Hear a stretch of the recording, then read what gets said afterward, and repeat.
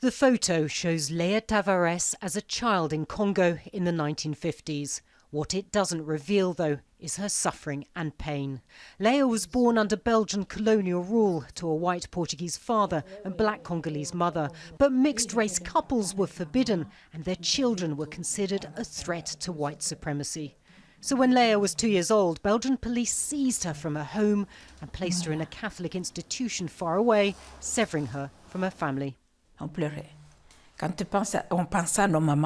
When we thought about our mothers, we cried. All children want their mothers. We wanted our mother's warmth, but she wasn't there. Leah is one of 5 biracial women now suing the Belgian state for crimes against humanity and seeking compensation.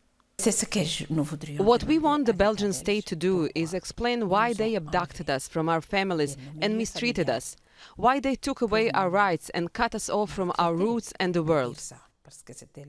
Campaigners say tens of thousands of children were torn from their families in Belgium's colonies that span today's DRC, Rwanda and Burundi. Some were placed in orphanages, others were shipped to Belgium. Jacqueline GOEGEBEUR was 3 when she arrived in Belgium and was put up for adoption after being snatched from her mother's arms in Rwanda. She runs an association for other so-called stolen children. They're connected, she says, by their loss, trauma and broken identities. It is an enormous loneliness in your heart. You don't know who you are. It was racism. It was dividing races to maintain a hierarchy that was not to be challenged. In 2019, Belgium's government apologised for the systematic segregation and abduction of biracial children.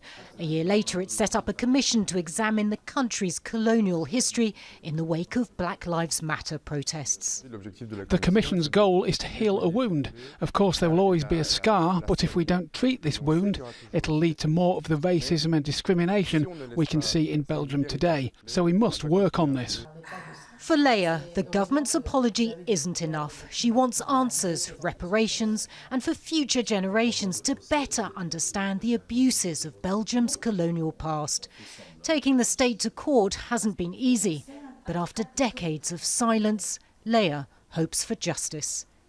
NATACHA Butler, Al Jazeera, Brussels.